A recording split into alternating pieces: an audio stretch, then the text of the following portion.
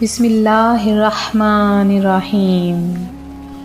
روحانی وظائف کے معزز ناظرین کو السلام علیکم۔ روحانی وظائف لایا آپ کے لیے کچھ ایسے خاص وظائف جو آپ کی زندگیوں میں بہاریں لے آئیں گے۔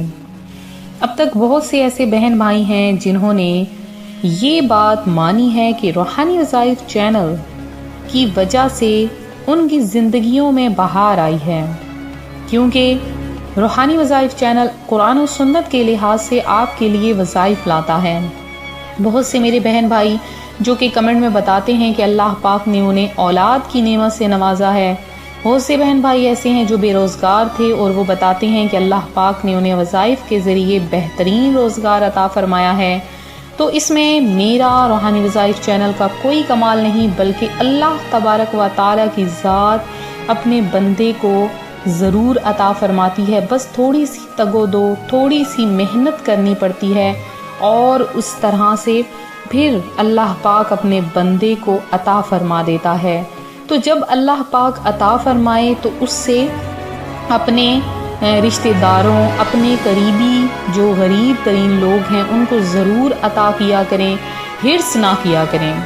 حرص چیز ہے خواہشات کی زیادتی کے ارادے کا نام حرص ہے، اور بری حرص یہ ہے کہ اپنا حصہ کر لینے کے باوجود دوسرے کے حصے کی لالچ کر رکھے، یا کسی چیز سے جی نہ بھرنے اور ہمیشہ زیادتی کی خواہش رکھنے کو حرص، اور حرص رکھنے والے کو حریص کہتے ہیں۔ نبی پاک صلی اللہ علیہ وآلہ وسلم نے ارشاد فرمایا، بدتر ہے وہ بندہ جس کا رہنما حرص ہو، اور بدتر ہے وہ بندہ جس کو خواہشات راہ حق سے بھٹکا دیں، اور بدتر ہے وہ بندہ جس کا شوق اور رغبت اس کو ذلیل و خوار کر دے۔ تو حرص میں ہمیشہ ہلاکت ہے۔ حرص لالچ کو بھی کہتے ہیں۔ جنتی صحابی حضرت سیدنا ابو ذر غفاری رضی اللہ تعالی عنہ نے ایک مرتبہ نصیحتیں کرتے ہوئے بلند آواز سے فرمایا، لوگو حرص سے بچو کہ اس میں تمہارے لیے ہلاکت ہے، کیونکہ یہ کبھی ختم نہیں ہوتی۔ روحانی وظائف کے معزز ناظرین، حرص ایسی چیز ہے کہ دودھ پیتا بچہ ہو یا نوجوان، 100 سال کا بوڑھا ہو یا عورت، افسر ہو یا مزدور، غریب ہو یا امیر، اس سے بچنا بہت مشکل ہے۔ یہ الگ بات ہے کہ کسی کو ثواب آخرت کی حرص ہوتی ہے تو کسی کو مال و دولت کی، کسی کو عزت و شہرت کی، اور کسی کو سب سے نمایاں نظر آنے کی۔ الغرض حرص کسی نہ کسی انداز سے ہمارے اندر موجود ہے۔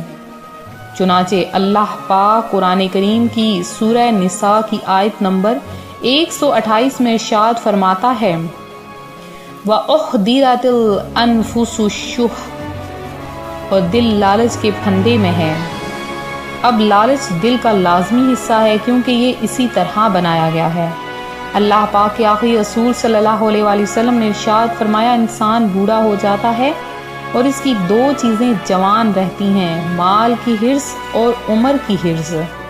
تو جب آپ کے پاس آپ کے رشتہ داروں میں سے، آپ کے بھائیوں میں سے کوئی ایسا ہو کہ جس کو اللہ پاک نے رزق عطا فرمایا ہے، تو ہرگز حسد نہ کریں، حرص نہ کریں اس کا۔ ہو سکتا ہے آپ کے صبر کے بدلے اللہ پاک آپ کو بے شمار عطا فرما دے، اور اس سے بھی زیادہ عطا فرما دے، کیونکہ لالچ ایسی چیز ہے کہ جو انسان کو گناہوں میں دھکیل دیتی ہے، اور پھر انسان گناہوں میں پڑتا چلا جاتا ہے۔ ان چیزوں سے نکلنے کا اسے کوئی بھی ذہن نہیں بن پاتا ہے۔ لہٰذا ہمیشہ اپنی حالت زار پر رحم کیجیے۔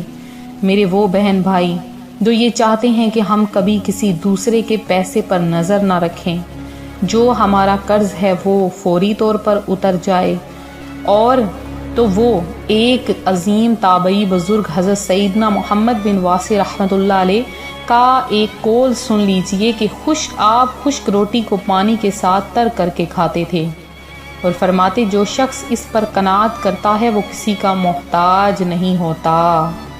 تو ہمیشہ کم چیز پر ہی صبر کریں، اللہ پاک آپ کو اس سے زیادہ عطا فرمائے گا۔ تو جو میرے بہن بھائی چاہتے ہیں اللہ پاک ان کی رزق میں، ان کی روزی میں، ان کے مال میں، ان کے جان میں، ان کے پیسے میں برکت ڈال دے اور پڑھتے ہی الفاظ فوری طور پر اثر ہو جائے، تو آج میں آپ کے لیے صرف اور صرف اپنے روحانی وظائف کے ناظرین کے لیے بہت ہی خاص ترین عمل لے کر حاضر ہوئی ہوں۔ آپ سب بہن بھائی اگر کام کر رہے ہیں تو فوری طور پر کام کاج کرنا چھوڑ دیں، اگر عشاء کی نماز پڑھ چکے ہیں تو اپنے بستر کی طرف آ رہے ہیں تو بستر پر بیٹھ کر خاموشی کے ساتھ اپنے موبائل فونز کو سائڈ پر رکھ کر فوری یہ وظیفہ کر لیں۔ اگر آپ کھانا پکانے لگی ہیں میری بہنیں تو کھانا پکانا کچھ دیر کے لیے چھوڑ دیں اور یہ عمل کر لیں۔ اگر میری مائیں اگر سونے لگی ہیں، آرام فرمانے لگی ہیں تو فوری طور پر پہلے یہ وظیفہ کر لیں، ان کی اولاد کے مال میں برکت ہوگی، اور اگر بہنیں کریں گی تو بھائیوں کے مال میں برکت ہوگی، اگر بیویاں کریں گی تو ان کے شوہر کے مال میں برکت ہوگی، اگر خود کریں گے اپنے لیے تو اتنی مال میں برکت ہوگی کہ اللہ پاک آپ کے رزق کو بڑھا دے گا۔ آپ نے کرنا کیا ہے، آپ نے سورہ رحمان کی پہلی آیت الرحمن علم القرآن، الرحمن علم القرآن، یہ آپ نے پہلی جو آیت ہے یہ آپ نے اس آیت کو 21 بار پڑھنا ہے اور 7 بار آپ نے یا حسیبو پڑھنا ہے۔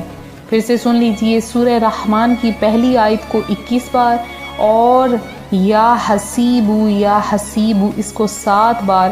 اس وظیفے کے اول آخر 11 بار درود پاک ضرور پڑھنا ہے، پھر اللہ کی بارگاہ میں گڑ گڑا کر دعا مانگنی ہے۔ 3 دن اس عمل کو کریں، اللہ پاک غیب سے رزق عطا فرمائے گا، اتنی مال اتنا دولت عطا فرمائے گا کہ آپ خود حیران ہو جاؤ گے۔ تو میرے وہ بہن بھائی جنہوں نے جمعۃ المبارک کی خصوصی دعا میں حصہ لیا ہے ان کا نام دعا میں شامل کروں گی۔ شبانہ ہیں، نوری مرزا ہیں، لاریب ہیں، انس الدین ہیں، اعجاز ہیں، ملین ہیں، اور اس کے علاوہ الصبا شیخ ہیں جنہوں نے دعا کی درخواست کی، اور صحت کی ساجد سکندر ہیں، عابدہ شیخ ہیں، فریدہ بی بی ہیں، فیضان قریشی ہیں، اور ادینہ شکیل ہیں، اور اس کے علاوہ اویس حنیف ہیں، عمر صدیق ہیں جنہوں نے دعا کی درخواست کی، پروین علی ہیں، اور سلیم اللہ ہیں، رافیہ خان ہیں، رانا اکبر ہیں، فیضان بٹ ہیں، اور حنان بٹ ہیں، اس کے علاوہ زاہد خان ہیں، میاں یوسف ہیں، اور نکہت جہان ہیں، افرا فاطمہ ہیں، سمرہ فاطمہ ہیں، عرشیہ ہیں، ریحانہ ہیں، اظہر ہیں، عبدالخالق ہیں، اور شوکت ہیں، زاہدہ ہیں۔ اللہ پاک آپ سب کی تمام حاجتیں مرادیں پوری کرے، اور اس کے علاوہ رضیہ مسز علی ہیں، اللہ پاک آپ کا درود پاک پڑھنا قبول فرمائے، آپ کو میٹھا میٹھا مدینہ دکھائے، آپ کا اسی طرح سے درود پاک پڑھنے کا شوق اور زیادہ بڑھائے۔ تو ملتے ہیں اپنے اگلے وظیفے کے ساتھ۔ دعاؤں میں اپنا نام ضرور لکھوائیں، کمنٹ سیکشن میں میسج کرتے رہیں، ویڈیو کو لائک کریں، شیئر کریں۔ فی امان اللہ۔